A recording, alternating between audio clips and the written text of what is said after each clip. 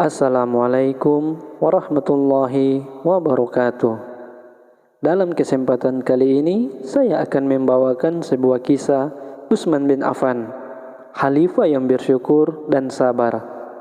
Al-Kisah di Mekah Al-Mukarramah, di mana Ka'bah yang dimuliakan berada. Orang-orang Quraisy meraih kepemimpinan dan penghormatan di Jazirah Arab karena mereka adalah orang-orang yang menangani urusan-urusan Ka'bah yang dikunjungi oleh seluruh manusia dari segala penjuru. Susunan masyarakat Quraisy menyatukan beberapa unsur perbedaan yang unik. Di sana ada pimpinan yang ditaati, yang menduduki tangga kemuliaan di kalangan sukunya dan bersinar tersemat di kening kaumnya. Ada juga orang kaya yang memiliki kekayaan yang banyak, tempat-tempat tidur yang terjunjung tinggi dan permadani-permadani yang terbeber. Di sana ada orang kuat yang beradu kekuatan dengan orang-orang kuat di pasar Ukaz. Dan di sana ada juga orang cerdas lagi cemerlang yang memiliki kecerdikan, tipu daya dan kemampuan. Di samping semua elemen di atas, di sana ada juga para hamba sahaya yang diperjualbelikan. Di sana ada kaum fakir miskin yang tidak memiliki apa-apa dari dunia, kecuali kebutuhan dan kelaparan. Orang-orang lemah, kurus kering yang tak kuasa berdiri di depan hembusan angin yang tenang. Dan anak-anak muda bersahaja yang belum memiliki pengalaman dan kecerdikan. Dalam susunan masyarakat yang bertingkat-tingkat dan beraneka ragam tersebut, lahirlah Utsman bin Affan bin Abu Al-As bin Umayyah bin Abdu Syams bin Abdu Manaf bin Khusais dan Al-Quraisy. 6 tahun sesudah peristiwa Gaza, Abraha, bapaknya Affan bin Abu Al-As, wafat di zaman jahiliyah dan tidak mendapatkan zaman Islam. Sedangkan ibunya adalah Arwa binti Quraisy bin Rabi'ah, dan ibu dari ibunya adalah Ummu Hakim Al-Baidah binti Abdul Muttalib, bibi Nabi dari pihak ayah. Arwa binti Quraisy, ibu Utsman, masuk Islam. Dia berhijrah dan membaiat Rasulullah, dan dia tinggal di Madinah Al-Munawwarah sampai akhirnya meninggal dunia di sana di masa kekhalifahan putranya. Nabi menikahkan Utsman dengan putri beliau, Ruqayyah, dan manakala Ruqayyah wafat, Nabi menikahkan Utsman dengan saudari Ruqayyah, Ummu Kulsum. Utsman termasuk rombongan orang-orang yang masuk Islam angkatan pertama. Salat menghadap 2 kiblat dan berhijrah sebanyak 2 kali. Dia memberikan diri dan hartanya dalam rangka mendukung Islam.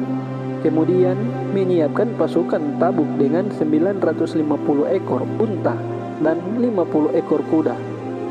Sebagaimana dia membeli sumur rumah 20.000 dirham dan mewakafkan kepada kaum muslimin, mengubah timba pribadinya padanya menjadi timba-timba kaum muslimin, sebagaimana dia mengeluarkan 25.000 dirham demi memperluas Masjid Nabawi. Utsman adalah satu dari 10 sahabat yang dijamin masuk surga, satu dari 6 orang sahabat Majelis Syura yang ditetapkan oleh Umar, dan Umar mengabarkan bahwa Rasulullah wafat dalam keadaan meridhoi mereka. Satu dari 5 sahabat yang masuk Islam di tangan Abu Bakar As-Siddiq, orang pertama yang berhijrah ke Habasyah bersama istrinya, Ruqayyah putri Rasulullah, orang pertama yang menyempurnakan pembangunan Masjid Nabi, orang pertama yang menulis Al-Mufhashal, orang pertama yang menghatamkan Al-Quran dalam 1 rakaat di Hajar Aswad pada musim haji. Utsman yang masuk Islam secara sukarela dengan penuh ketundukan dalam fase dakwah yang paling sulit, mengambil jalan yang hanya sedikit dilalui orang, menyerahkan diri dan hartanya demi berkhidmat untuk dakwah dan menolong kebenaran. Utsman inilah yang sangat mencintai Rasulullah, yang mengorbankan apa saja yang dimilikinya tanpa batas demi menaati beliau, mengikuti beliau secara rahasia dan terbuka, dalam keadaan sulit dan mudah, dalam kondisi senang dan susah, tidak pernah berhenti sekalipun, tidak pernah terlambat dari suatu peristiwa, dan tidak pernah ragu-ragu menjawab seruan kebenaran. Akhlaknya yang paling menonjol dan paling menangkar dalam dirinya adalah sifat malu yang telah mendarah daging pada jiwanya. Dan oleh karena itu Rasulullah menyanjung sifat malu Utsman. Beliau bersabda, orang yang paling besar sifat malunya di kalangan umatku adalah Utsman. Di atas makna yang luhur dan Utsman terdidik di atas dasar-dasar itu, rohnya yang suci menunaikan tugas-tugasnya dalam skala paling luas. Rasa malu dalam dirinya adalah kekuatan luar biasanya yang menguasai seluruh kepribadiannya dan menggiring keutamaannya dalam semua hambarinya. Di dalam hal ibadah, Utsman adalah satu dari para ahlinya yang jumlahnya terbatas dan satu dari para pahlawannya yang menonjol. Dia berpuasa di siang hari dan sholat di malam hari, serta senantiasa membaca mushaf yang mulia. Utsman senantiasa berjalan di atas jalan yang tidak duanya. Ini sepanjang hidup dan selama usianya yang lebih dari 80 tahun. Dia adalah seorang laki-laki yang banyak berdoa, selalu kembali kepada Allah, khusyuk dan rendah hati, bertakwa dan bersih hati, suci dan terjaga, senantiasa berhubungan dengan Allah. Hatinya selalu bersambung dengan Tuhannya. Kesetiaannya kepada masa lalunya sangat besar, di mana ia tak terisi kecuali oleh kesucian, kehormatan, kejernihan, dan kebeningan. Dia menceritakan nikmat Allah kepada dirinya. Aku tidak pernah berzina maupun mencuri di masa jahiliyah dan juga Islam. Utsman adalah satu dari orang-orang yang beribadah di waktu malam dengan sujud dan berdiri, karena takut terhadap azab akhirat dan mengharapkan rahmat Tuhannya. Mayoritas kondisinya adalah kedermawaan, rasa malu, kehati-hatian, dan harapan.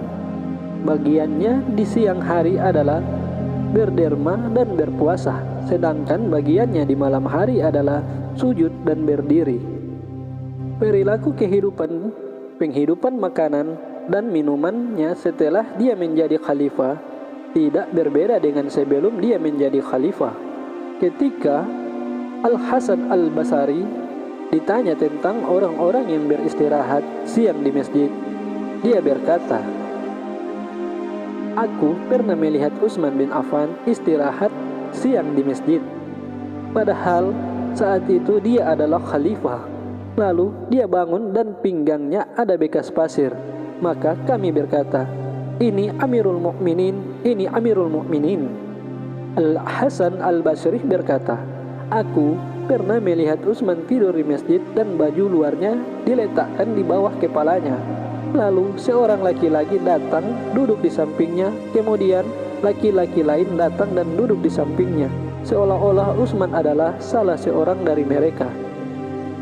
Dari isi khutbah Utsman sesudah dia diangkat menjadi khalifah, setelah dia memuji Allah adalah, "Amma ba'du, sesungguhnya Allah telah mengutus Muhammad dengan membawa kebenaran, maka aku termasuk orang-orang yang menjawab seruan Allah dan Rasulnya.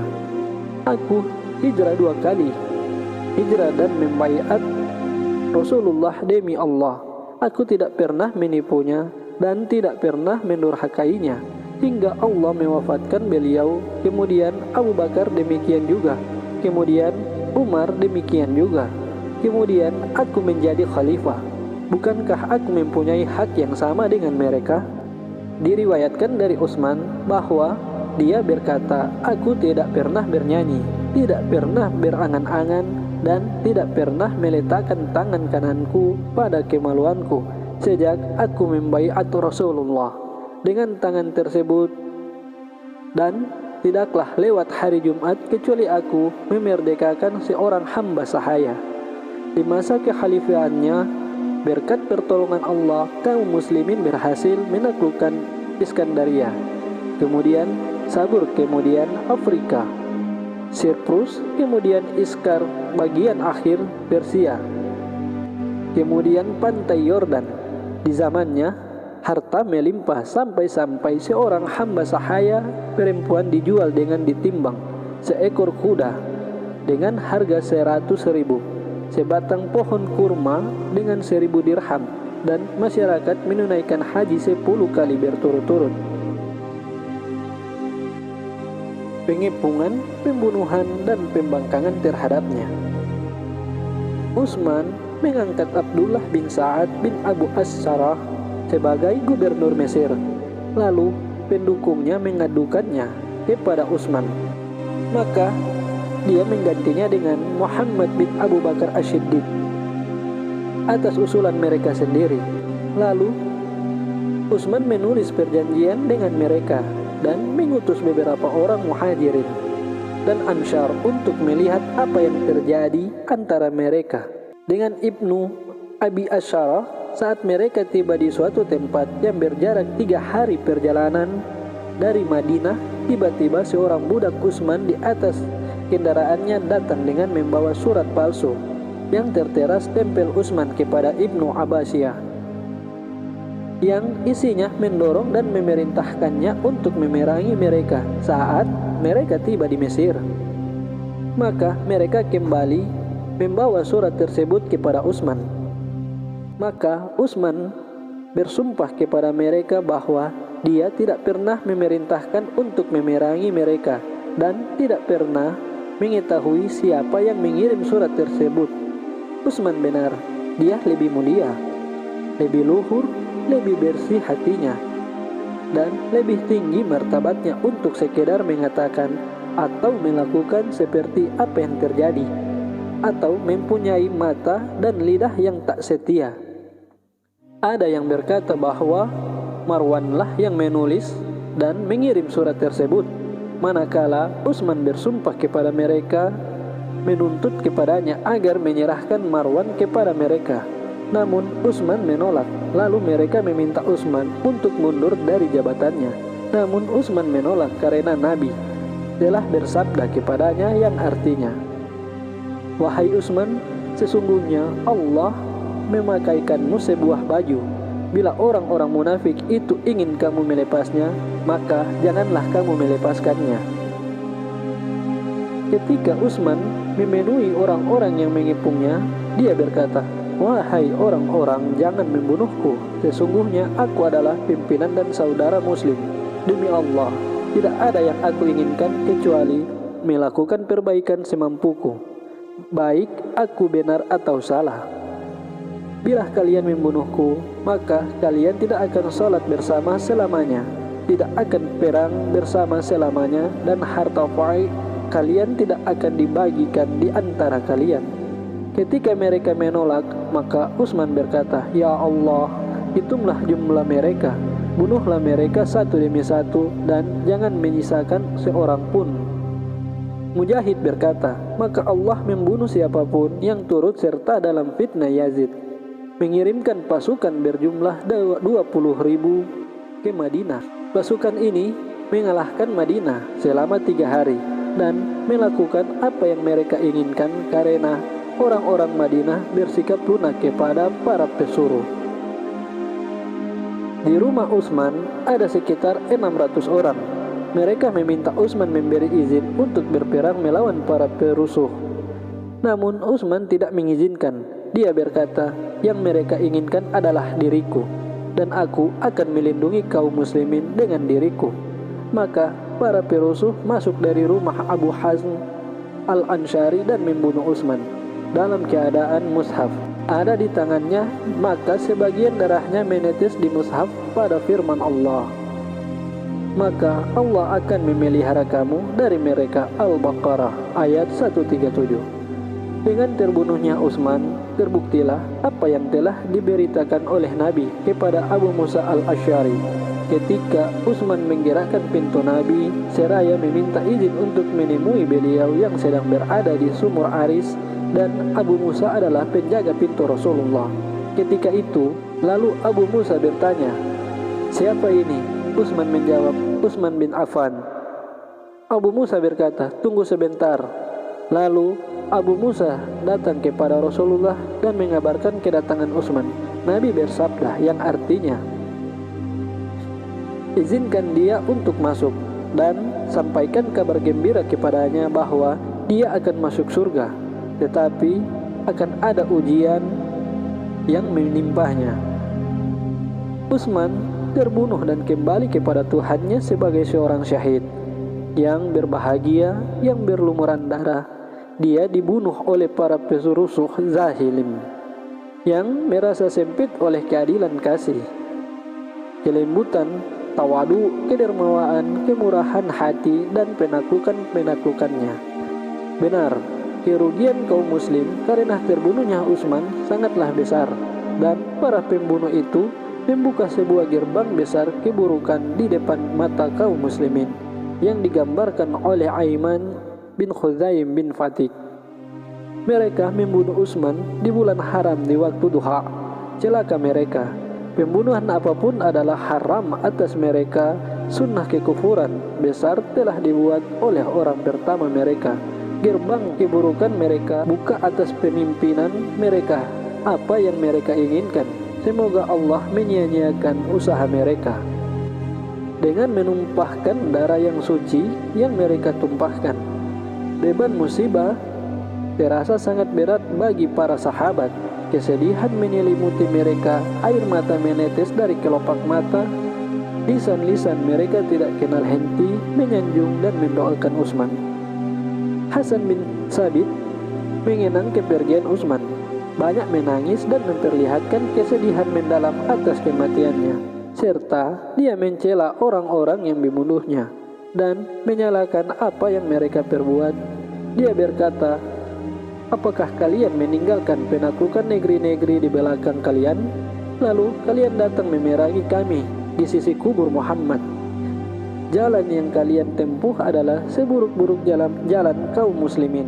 Urusan yang durjana yang menjaga bila kalian datang. Kami menyiapkan orang-orang pemberani sebagai makanan kuda-kuda kalian di sekitar Madinah, atau kalian pulang kembali, maka itulah seburuk-buruk perjalanan kalian.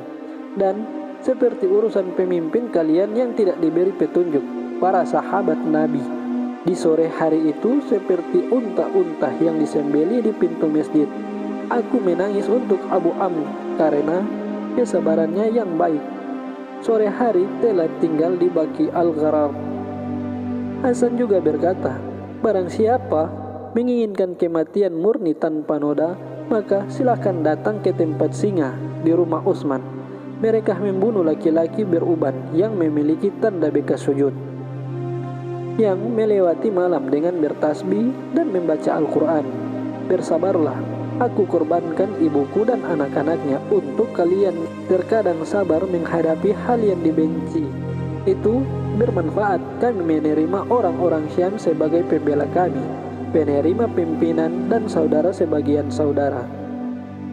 Sesungguhnya aku bagian dari mereka.